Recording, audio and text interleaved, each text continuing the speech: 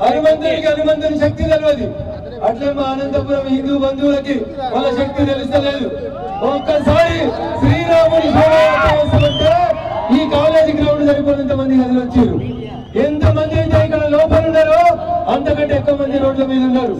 సూర్యుడు మళ్ళీ బయటకు వస్తున్నాడు. మీరు గట్టిగా లేరని సూర్యుడు కూడా అర్థమవుతుంది.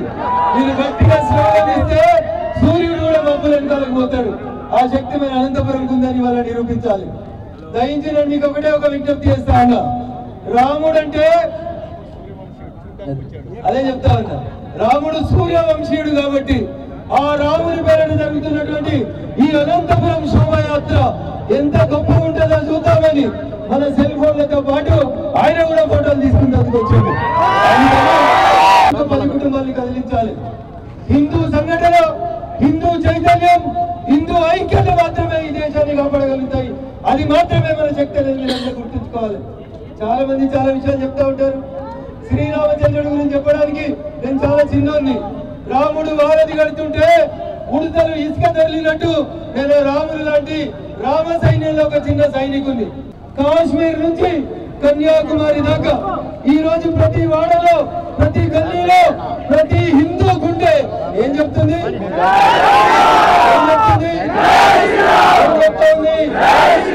ఇది మన ఐక్యత.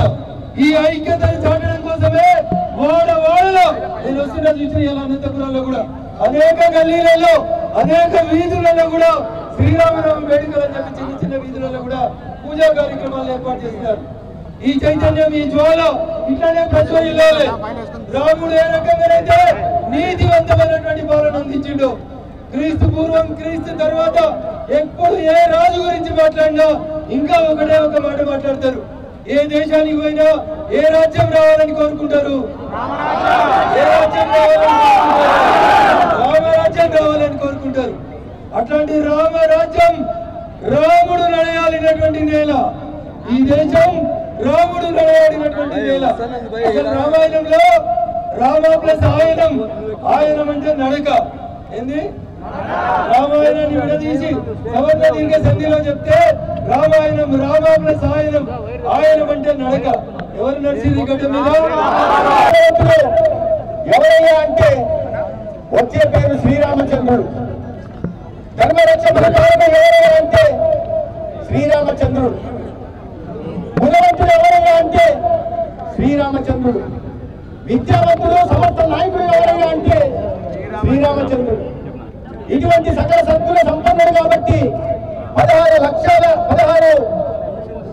లక్షణాలు ఏవైతే ఒక వ్యక్తిలో ఉండాలా అటువంటి అన్ని లక్షణాలు కలిగిన శ్రీరామచంద్రుడు సాక్షాత్ దైవ స్వరూపమైనప్పటికీ ఒక నారాయణునికి నలునికి మధ్యగా ఉంటూ ఒక నరుడిగా, మానవుడిగా జీవితాన్ని సాగించి ఆ జీవితంలోని మర్మాన్ని మన తరాలకు అందించిన మహానుభావుడు, మహనీయుడు.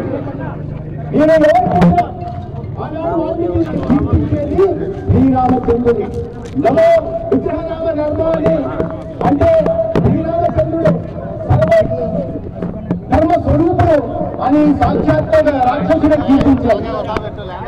శ్రీరామచంద్రుడు తన శత్రువులైనప్పటికీ అనేక మందితో స్నేహం చేశాడు. రాక్షసుడైన విభీషణుడితో స్నేహం చేశాడు. వానరైన సుగ్రీవుడితో స్నేహం చేశాడు. ధర్మం కోసం ఒక పక్షి జటాయువుతో కూడా స్నేహం చేశాడు. అటువంటి శ్రీరామచంద్రుడు ఇవాళ ఈ అశేష హిందూ కోటి జనానికి ఒక ఆదర్శ పురుషుడు.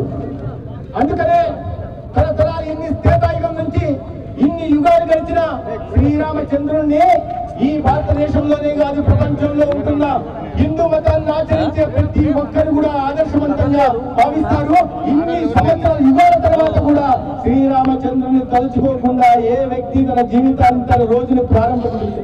అటువంటి మహనీయుడి ఇవాళ జన్మదినం సందర్భంగా శ్రీరామనవమిని మనం జరుపుకుంటూ ఇంత అనంతపురం పట్టణంలో ఇంత పెద్ద ఎత్తున ఇవాళ శోభాయాత్రలు పాల్గొంటున్నారు. ఈ అశేష రామభక్త కోటి జనానికి ఈ సందర్భంగా నేను ప్రత్యేకంగా ధన్యవాదాలు తెలియజేస్తున్నా. మిత్రులారా,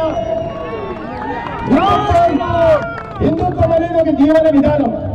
అనేక సంస్కృతులు ఉన్నప్పటికీ కూడా హిందుత్వానికి ఉంటున్న సంస్కృతి గొప్పతనం, వైభవం ఏ ఇతర సంస్కృతికి ఈ ప్రపంచంలో ఏ ధర్మానికి లేదు. అటువంటి గొప్పతనం, ఉత్కృష్టమైన సంస్కృతి సంప్రదాయాలు మన సొంతం.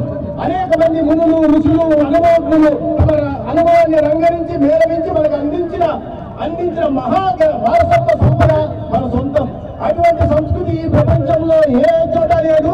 అయినప్పటికీ కూడా హిందుత్వం అంటే ఒక సంకుచిత భావంతో కూడుకున్నదిగా అసత్య ప్రచారం కొన్ని రాజకీయ పార్టీలు కానీ, కొన్ని సైద్ధాంతిక విభజనలు కలిగిన వాళ్ళు కానీ ప్రచారం చేస్తుంటారు. హిందుత్వం అనేది ఒక జీవన విధానం. ఇటువంటి ఉత్కృష్టమైన సంస్కృతి ఏ ప్రపంచంలో ఏ దేశంలోనూ ఎవరికీ లేదనే విషయాన్ని అటువంటి అజ్ఞానులు భావించాల్సింది. రామాయణం చదవని వాడు అజ్ఞానుడు. రామాయణం చదివిన సకల సద్వివేక చేతనములు కలుగును అని చెప్పాడు. అంటే రామాయణం చదివితే చాలు జీవితం